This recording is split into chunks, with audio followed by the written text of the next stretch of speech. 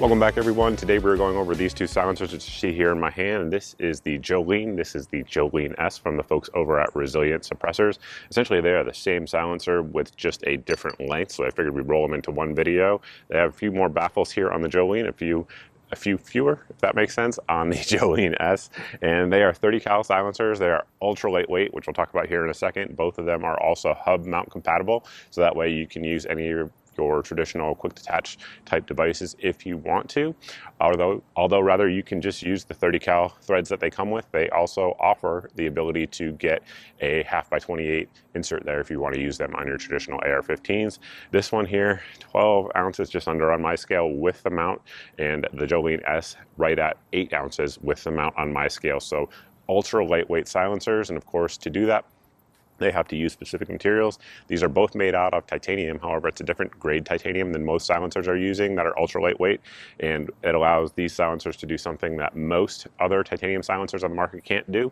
So for example, if you look at most of your titanium silencers that are out there, they're going to have a restriction in your manual that will say do not get them above 500 degrees. And the reason for that is once certain materials get to a certain temperature, the risk of the pressures exploding out the side as a round goes through goes up exponentially at certain temperatures for certain materials. Now these ones use, again, a different type of titanium than most of your silencers out there are going to use. So these are rated up to 750 degrees. So that is a good bit more in terms of a consistent string of shots should you have to do so. That these are rated to hold up for. And one thing that's also interesting about them versus a lot of other silencers on the market is that the welds are actually right there on the outside. So what that means is it doesn't have a sleeve over it with baffles in the middle like a lot of traditional silencers would do. So that gives you a couple things. It gives you greater internal volume, and then of course it also reduces the weight because you don't need the weight of the exterior sleeve. Another cool thing these silencers do is all the markings are right here at the rear. So what's good about that is if for whatever reason you get a baffle strike out here at the end, they can just cut it and re-weld back on, and you don't have to go through the NFA process again. As I'm filming this video, the NFA process is very, very quick, and these are selling out quite quickly when they come in stock just because they're super lightweight and they have pretty good sound reduction, as you guys are about to see. Looking around online right before I filmed this, I really only saw one other review, and that was from Jay over at Pew Science. I definitely recommend you guys check it out. He puts out great data, but of course we have a mil-spec meter of our own, so we're going to head out to the range and test these in a couple different configurations. But before we do that, a couple house cleaning notes. One thing people have been asking me about since my Telegram was deleted is, what happened to your Telegram? Well, we have a new one. The link here should be on your screen. We had to set up an entirely new one. Telegram didn't respond to us, so we have a new one up for those who want to follow there. Same is true with Parler. Parler is back. There should be a link here for you guys who want to follow there. I have a ton of followers over on Parler, so you can check that out. Additionally, we want to thank the main channel sponsor, and that is the folks at Brownells. Brownells, of course, does sell suppressors, which is nice, and they also sell ammunition, guns, magazines, gunsmithing supplies, lots of other stuff that you guys who are watching this video are probably into, so definitely thank you to Brownells for sponsoring this video. Now we're going to head out to the range and actually put these on a decibel meter. First up, we're going to run it on a bolt action 308, and then we're going to run it on a 10.5 or 10.3 rather, excuse me. 300 Blackout. And I should note that on the 300 Blackout, for whatever reason, I had a nasty reflection coming off the sun. However, I was able on my computer to blow it up full screen and adjust the actual gain so that way I could read them. It might be a little bit hard for you guys to read what the actual numbers are, but I will roll the numbers in here on your screen so you guys can see that as we go along. So with all that yapping out of the way, let's head out to the range and see what kind of decibel reduction numbers these cans can produce on a couple different host guns. All right, so the test rifle we're using is going to be the Stag here. This one has a 308 18-inch barrel, spiral fluted. Beautiful gun. You guys have probably seen it on the channel already. In the gun right now, we have some Remington. This is a 150 grain 308 from our friends at Firearms Depot. Big thank you to them. They are the ammo sponsor for everything not 9mm on the channel. So all the ammo you guys have seen today has come from them. So definitely check them out.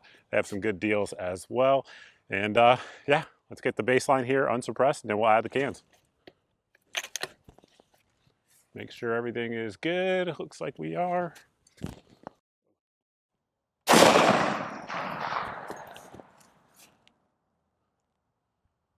Safe to say that's pretty loud.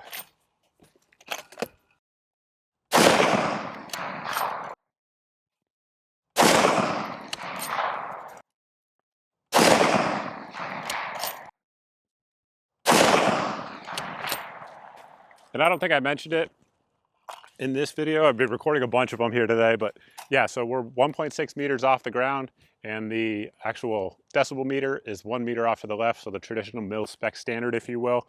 So let's get the can on there and see how it does. We'll go with the long one first. Everything's the same, just added the can, no other differences, same ammo, same everything.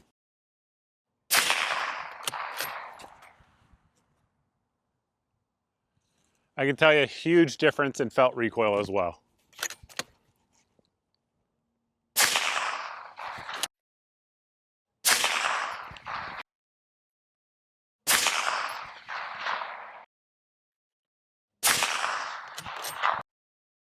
Well, you guys should see the actual numbers right now, but I will tell you, having tested a ton of 30 caliber cans, that's pretty freaking good. And let's swap out to the short one.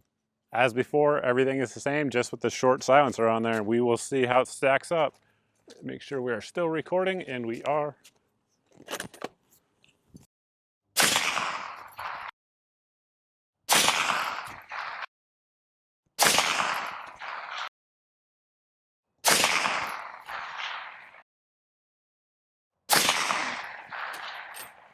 There you have it.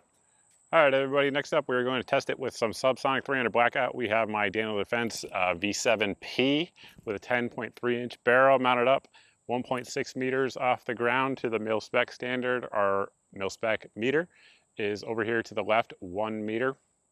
And we're gonna see kind of how it does. Let's get our baseline here with no silencer on there. Make sure this is recording. I've done that before.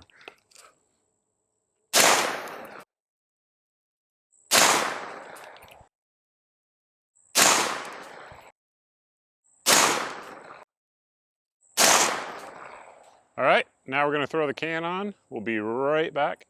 All right, everything's the same except we have the can on there now.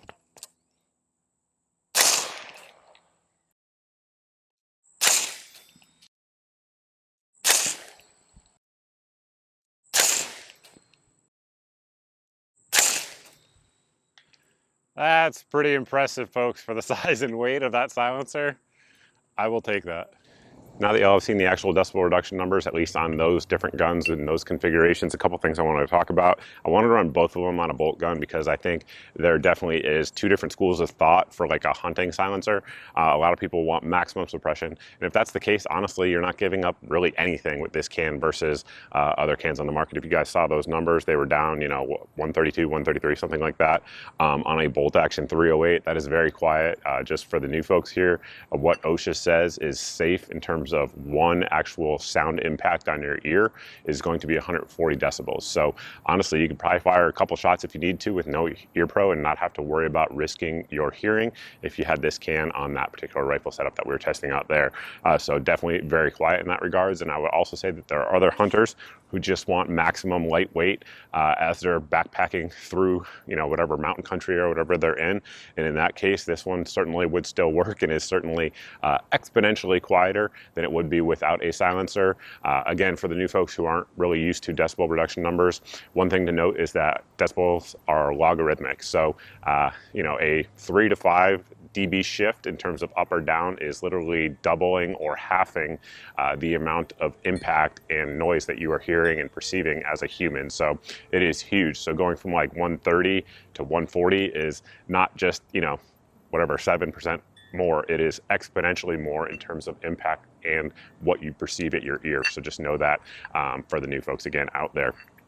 Some other things to talk about there, again, on that 300 Blackout, we did have first round pop. I know you guys probably couldn't see it all that well, but the first shot was like 135 decibels. And then after that, every single shot following that was under 130 in terms of decibels with those subsonic 300 Blackout rounds. So that is extremely good performance, especially with a can of this size. Again, this can is just under 7 inches. This one's just over 9 inches. The actual outer diameter is 1.61 inches. So a lot of you guys want to snug this up under a rail. This will work on a lot of different handguard options out there if that is what you want to do. And again, like we talked about, it is hub compatible. So really any mounting system that you guys want to use, you can. Lastly is going to be price point on these. And before I get to that, I should note, full disclosure, these were sent out for review by the folks over at Resilient. So price point right now, as of when I'm filming this video, this one here is $799. Obviously it has a little bit of extra material on there. And this one here is $699, which is insane, guys. For a lightweight titanium can like these ones are, those are some of the cheapest on the market. And when you consider they're also giving you some of the best sound reduction performance on the market, kind of hard to argue against them, in my opinion. Let's talk about some potential cons to them. One con, of course, is that they are traditional silencers. What I mean by that is, of course, it is a baffled system. Now, their baffles are unique to the folks over at Resilient. If you guys have watched the channel and a lot of my silencer videos in the past, they have produced some of the quietest cans that I've tested. There was one that was about average. All of the other ones that we tested have been well below average in terms of the actual sound reduction. I should say above average in the sound reduction that you get for them. It is a traditional back pressure can. So if you are running it on a semi-automatic gun, you are going to get, your traditional increase in bolt velocity, for example, on an AR-15, and increase in carbon in the action. So you just have to keep that in mind versus like a flow-through option. Additionally, it's a pro and a con, and it's this knurling right here. So this knurling is there for a couple reasons. Number one, it provides greater surface, so it's going to have better cooling than it otherwise would have. Additionally, it allows you to get a better grip on it if you need to torque it, either torque it on your gun or try to break it loose if it has carbon lock. Now, if you guys watch the channel, you'll know one thing I harp on here is going to be wrench flats. So this one kind of is like half on that. So they give you wrench flats on the hub adapter, which is nice. So I definitely prefer that. That is good. I would love to see wrench flats here on the actual body of the silencer as well, because you definitely can get carbon lock between your mount and the threads on the outside of the silencer body itself. That said, I don't think it's a huge deal. I honestly think most people looking at these silencers, because they're so lightweight, are going to be using them primarily as direct thread options. Additionally, a lot of folks who are using chemo and stuff like that are mag dumping in the trash at the range. And let's just talk about that in terms of temperature there before we close it out. So again, these can get up to 750 rounds. If you're using like 300 Blackout, for 750 degrees, excuse me. If you're using like 300 Blackout or 5.56, you can get through a magazine safely without having to worry about that. So I think it is a good option, not just for hunting and things like that, but honestly, home defense. This one here is going to go on one of my home defense rifles after this video is over, and obviously I have a lot of choices to choose from, so that tells you something. It's going on one of my 300 Blackout home defense guns. I really like it. I like that lightweight out there at the end, and I'm perfectly comfortable with the 750 degree temperature restrictions. If we go beyond that, we're going to be making the news, you know what I mean? So at that point, a lot of other things have gone wrong if we got to 750 degrees on your home defense silencer. So there is that. I think that's pretty much it in terms of information on the silencers. If you guys have questions or anything like that you want to know, let me know down below in the comments section, as always. Additionally, if you guys aren't following me on all my various social media places, that is definitely something I recommend for a variety of reasons. One of them is when these things are in stock. So like I said, the way silencers are right now, they've been very popular and the wait times have been low, so people have just been buying them in record numbers. So if these things come in stock, we'll be sure to post it across all of my various social media platforms that are not Meta owned. On Meta, I can't post those things, but on all the other ones, I do post them regularly, and lots of other deals as well. Speaking of that, we do have a daily deals email, and again, if you guys are interested in that, it goes out every day, as the name implies, and it has 8 of the best deals that we find around the internet. If the item is in the email on a given day, it's the cheapest I know of anywhere on the internet for that item, so that way it saves you guys some time and hopefully saves you some money as well. We also have a SMS service up now. This one's kind of new, but essentially it's exactly what it says. It's an SMS service that you can sign up for, and I will notify you guys when new videos go up if there is a great deal, something like that. At most, we'll be sending out 1 SMS text a day, so it's not super spammy or anything like that. Additionally, if you like this type of video and you're not subscribed, make sure you hit that subscribe button. If you have done that and you're not seeing 2 to 4 videos a week here on the channel, make sure you sign up for the email at the website here on your screen. This email goes out once a month, and it has all the videos since the prior email went out, so that way there's no big tech giant censoring your eyes from my content, because it goes straight from me into your inbox so you guys can see them and there's no algorithm in the way. And I think that's pretty much it. Thanks for watching. I truly appreciate it, and I look forward to seeing everybody in the next video.